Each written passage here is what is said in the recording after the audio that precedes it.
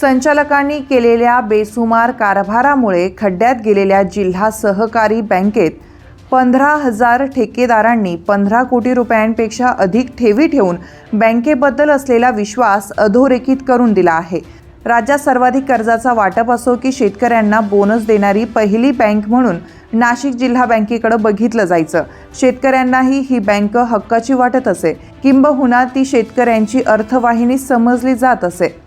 मात्र 2017 मध्ये वाटलेले अव्वाचे सव्वा कर्ज तसेच 400 कर्मचाऱ्यांची नियमबाह्य भरती, सीसीटीव्ही कॅमेरे खरेदी अशा पद्धतीच्या मनमानी कारभारामुळे बँक खड्ड्यात गेली। बँकेतून हक्काच्या ठेवी मिळत नसल्यानं ठेवीदार आणि सभासदांचाही बँकेवरून विश्वास कधीचाच उडाला आहे।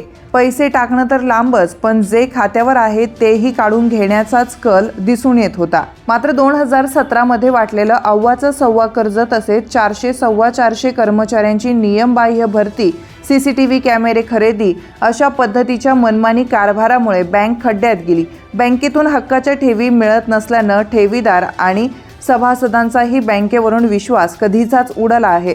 पैसे टाकणं तर लांब, पण जे खात्यावर आहेत तेही काढून घेण्यालाच कल दिसून येत होता।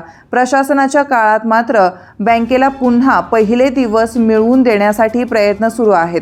नुकतीच राबवण्यात आलेली 100 दिवस मुदत ठेव योजना हा या प्रयत्नांचाच एक भाग होता। जानेवारी ते जून या कालावधीत ही योजना राबविण्यात आली। 15,234 ठेवीदारांनी तब्बल 15,23,46,000 कोटी रुपये ठेव म्हणून बँकेत ठेवले होते। प्रत्येक कर्मचाऱ्यावर कमीत कमी 30 ठेवीदारांना ठेव ठेवण्यासाठी प्रवृत्त करण्याची जबाबदारी सोपवण्यात आली होती।